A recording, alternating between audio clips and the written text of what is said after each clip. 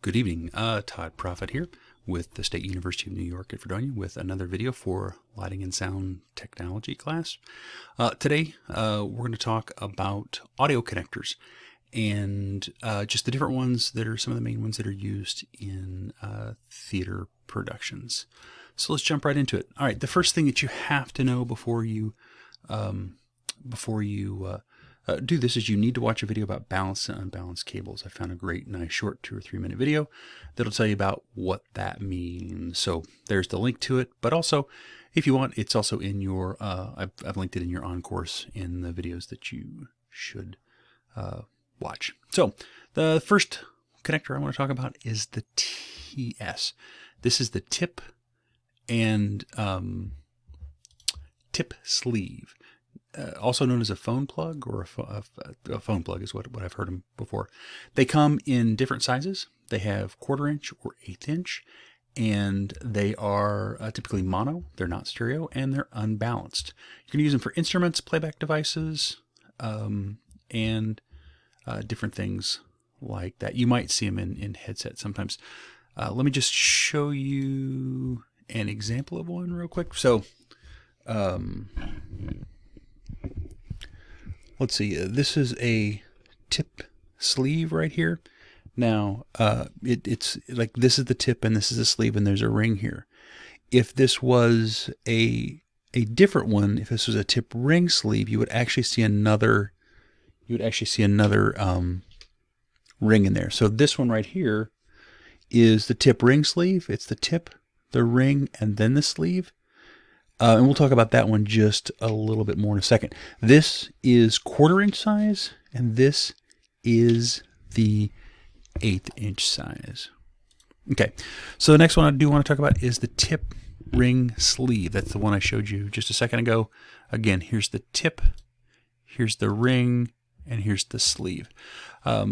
This is, again, 1/4 and 1/8 inch plugs. We just saw an 1/8 inch example of one of those.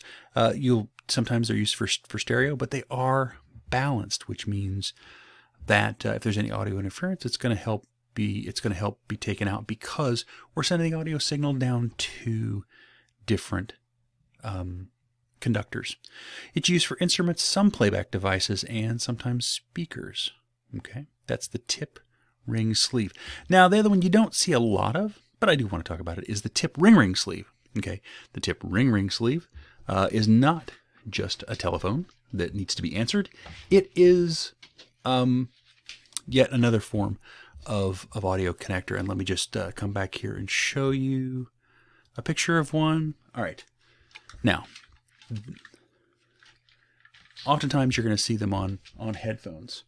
Okay, here's the tip ring sleeve. All right, you can see that there's 2 rings and then the sleeve there.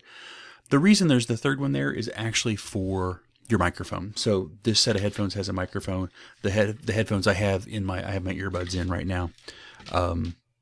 They have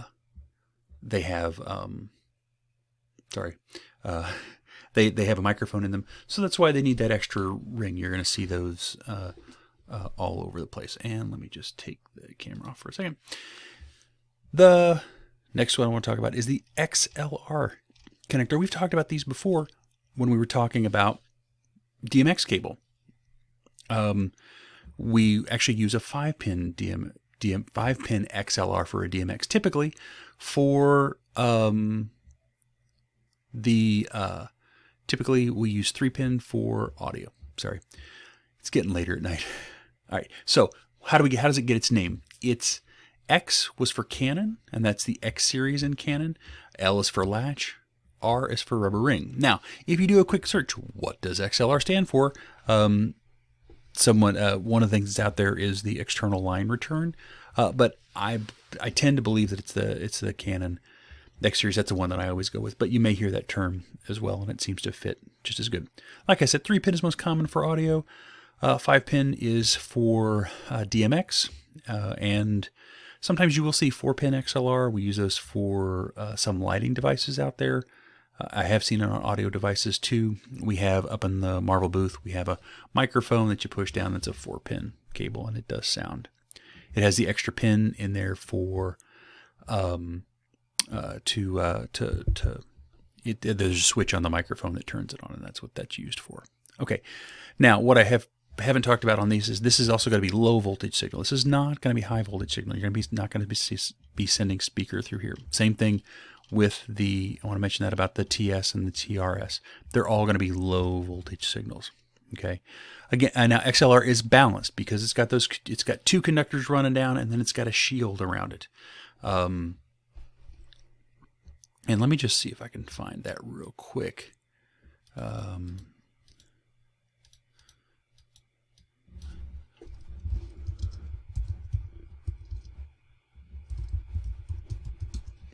me just see if we can show. All right, so this is a picture of the cable and open image in a new tab.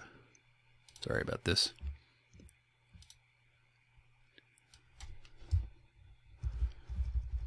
Okay, so essentially there's two connectors and then there's a shield around it. This is a horrible picture. I'll have to find another one. I'll show you it another time. But essentially it's got a shield around it that helps ground some of that interference that does come through the device. Okay, next one is the RCA. That's these little guys right here. They're named for the Radio Corporation of America. They are low voltage, unbalanced, used for playback devices, CD players, mini disc players, and other things like that. A lot of times you'll see this going into the console, and then you'll have an 1/8" TRS connector that you're going to hook your phone up to. A soundboard, that's where you'll see those a lot of times. Next one we have is the NL2 and NL4, also known as Speakon. Speakon is kind of like a brand name like Kleenex. Now this is higher voltage connections. This is used for speakers, okay? This is, like I said, you could use TRSs for speakers, but most likely you're going to want to use Speakon. Now this looks really familiar. It looks like the PowerCon connector. It's similar to the PowerCon connector, but not the same. That you cannot plug one or use one for the other. The NL2 has two wires going down, and it's for one speaker or one driver. When I say driver, I mean that's like the individual speaker by itself. NL4 is for two speakers or two drivers. So if you're doing your crossover before you go to the speaker and you have two different speakers in the cabinet and they're both getting their own individual power, then you're going to have an NL4 connector. Or I believe if you're daisy chaining, I think you can use NL4s as well. But most likely for the separate driver cabinet. All right, so those are your speaker connectors. These are audio snakes. Just wanted to mention those real quick, not their own connector per se, but this is, again, multi-cable for sound. They come in all kinds of varieties. A lot of times you're going to see them. Some have TRS, some have XLR. Some are going to have inputs and outputs, or outputs and returns. Okay, and that's what those would probably be, the 4 channels returns, which means sending audio back to the console. The other ones are sending audio from the console. And then again, we get the same sort of thing in 1/4" connectors as well. But a snake can be as simple as 4 or 5 just multi-cables together. There's just another example of a small snake. Okay, and lastly, some other ones quickly are the BNC connector. Sometimes you'll see these on mic antennas, Ethernet, like any sort of computer, so everything's becoming computerized. You'll see those occasionally. MIDI cables. This is again for MIDI connections. Optical audio cables. We don't see these in a lot of pro designs yet, or I haven't seen them. But you see these a lot in your sound bars. You see these in your different home stereos. But it's actually sending an optical digital signal for you. The last are banana plugs. Sometimes you see these on speakers. They're just little plugs that you use to plug in.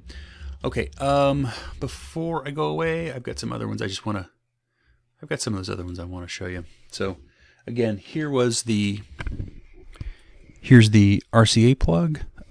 These are all, RCA, plugs. I do have a couple RCA receptacles here. I just happen to have those in my stock here at the house. Now these are all ones that I found at the house. This is essentially a 2-4 or a Y, going from 1/8" to other 1/8". Here's an 1/8" TRS, tip ring sleeve, and then 2 receptacles for those.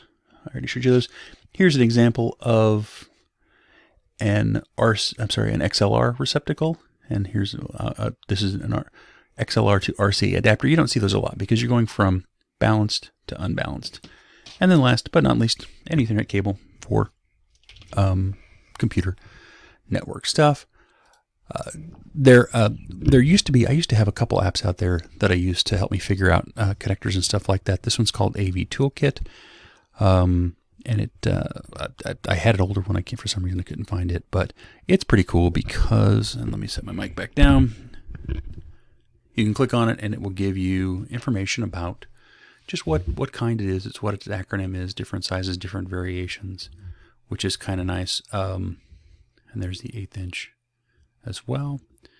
Let's just scroll through here. There was the BNC that we talked about, and I think that's probably enough for now. There's a better picture of the MIDI cable.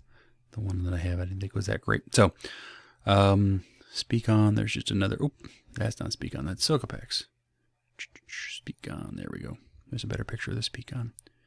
All right, those are the most common audio cables used in theater today. Thank you.